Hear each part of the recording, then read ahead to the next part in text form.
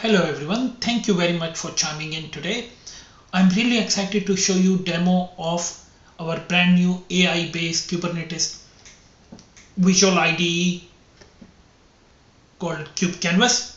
KubeKanvas is a platform that converts diagrams into Kubernetes manifest and Helm charts. It accelerates Kubernetes development by enabling architect, developers, operation and SRE teams to work from a single visual plan rather than a fragmented YAML file and scripts.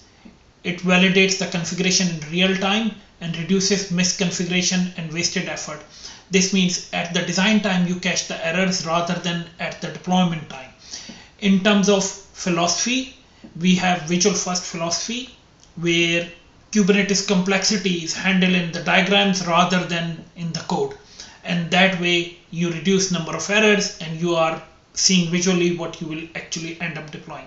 And what else it brings is all your team, developers, architects, SRE and operations are all aligned because they all use the single source of truth, which is the diagram, rather than somebody looking at configurations like developers, architects looking at the diagram, and operations looking at what's actually deployed. So there could be subtle differences in them. Rather than doing that and wasting time and effort and creating misalignment within the teams, KubeKanvas solves that problem. And in terms of KubeKanvas itself, because it generates Helm or YAML files, standard Kubernetes configuration artifacts, it means that you are not vendor locked in effectively. In short, is vendor neutral, error free tool which reduces errors and increases collaboration amongst your team. So in terms of demo, when you need to access the KubeKanvas, you need to go to kubekanvas.io on your browser, and then you either sign up or sign in, so you can get started for free with your GitHub or Google account. And in case of me, I already have a account, so I can sign in. I can use my GitHub credentials, and then I'll be ending up on this screen. And from here you can either click on my projects. This will, if you don't have a project, it will create a new project and you can change the name. Once you do that, it will ask you to save in a workspace, and that workspace, I have already created one workspace, so I'll create it there. By the way workspaces is our way of managing your projects. So you might be working in a team or you might be working across multiple teams, and you can arrange it accordingly. Now when you are on the screen, this is called our editor. So editor has three main areas. One on the left hand side, it is where all the Kubernetes objects are, and you can pick up any object and put it on the diagram and it will go there.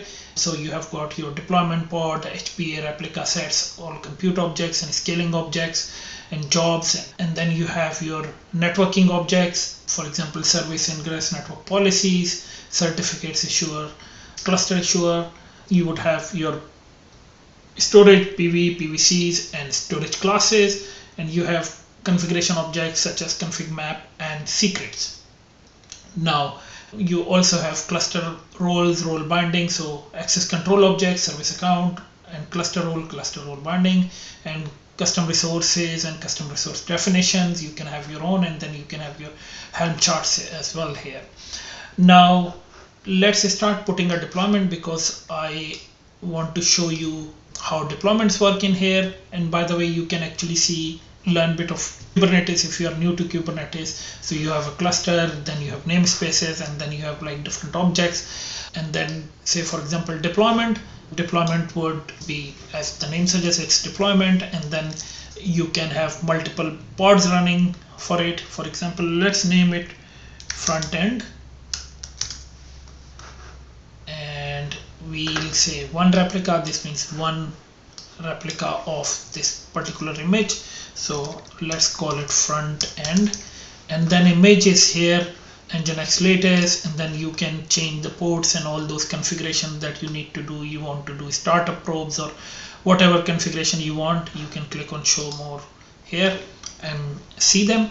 Now you have one replica, but if I want to change it to 3, for example, then you should see this circle green thing will change it to 3. So which is really good. You can see that instantaneously that how many replicas I need for this particular microservice or service or front end, whatever we call it. In this case it is front end, so let's do this. Then let's call it this one backend. Let's call this backend as well. Now the reason why I did this is you will see some magic here. I did not create pod. I will have pods created as many as I wanted based on replicas. Now in default scenario in Kubernetes, you will have to create a service and then you have to expose that service via ingress. Now in our case, if you just do an ingress and connect it to the deployment, tool is intelligent enough to know what should be created in order for this ingress to front end or ingress to back end traffic. So it creates services and it just understands what the service name should be. It will take from the deployment that it is using, add service at the front, and because it is exposed to port 8080, it exposes to port 8080 here. So now let's move to error handling. As I mentioned earlier, all the errors are caught during the design phase. So let's try to create some errors here. As soon as I change this number to 8081, then the port configuration is not matching what the service configuration on were, so ports are not matching, and that's why it showed some error. So let's change it back to 8080, and now we have our error fixed, and that way anywhere you would have errors, those errors will be caught on the screen and you can straight away change it, rather than deploying it and finding, oh, by the way, I've missed a comma, or I've put the port wrong, or I've done this mapping wrong. So you can get rid of all of those challenges by just catching errors during the design.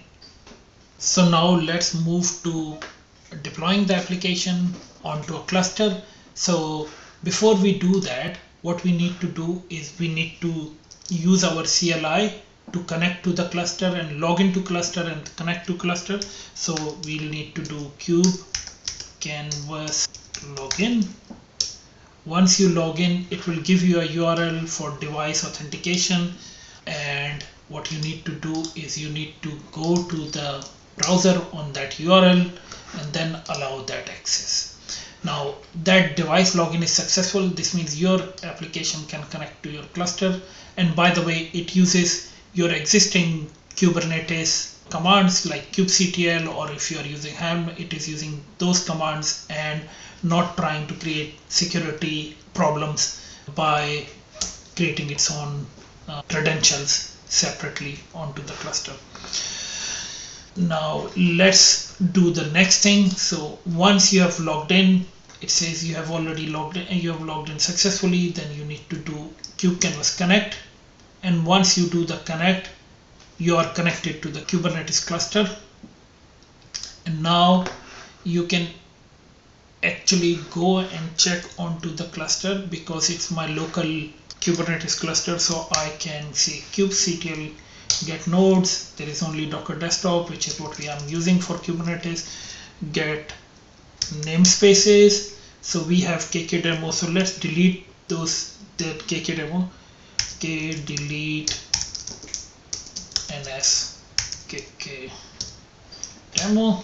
So once that is deleted, we know that nothing is running in this namespace and there is no such namespace, and then we can deploy our software. So that's all done. So get ns. So there is no namespace there.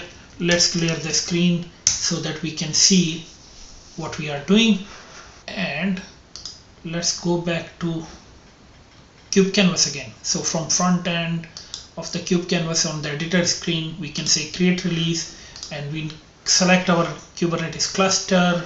Then we say KK demo. This is what we have done, release name and namespace as well. Then we say next, keep doing next, and it's ready to create a release. And let's refresh it, and it is deployed. So let's go back to the terminal, get namespace. So KK demo is there, get pod -n KK demo. So we have a pod running for front end and a pod running for back end, and that's we have released. Effectively, we have deployed our software, it's running on the cluster. It's as easy as that. And we have used similar technique to migrate clusters. Basically what we have is we have some functionality to import YAMLs from a running cluster, and once we do that, then basically we take that configuration and we can deploy it into any other cluster that we want to, and it will create a diagram and deploy it to new cluster. So we have very strong case of migration as well, and we have done migration for about 70 microservices within 2 days without having any major issue. Of course, we had to run some tests around that, but that's about it. So I really appreciate if you can go and have a look, and if you have like migration use case, please reach out to us and we can try to help you. And if you have larger use cases, larger scenario, we can definitely provide support for it. So that's it for the demo. I hope you really liked it.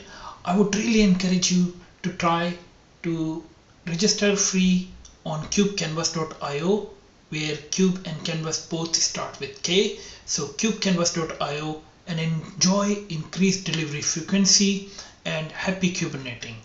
See you next time. Bye bye. Thank you.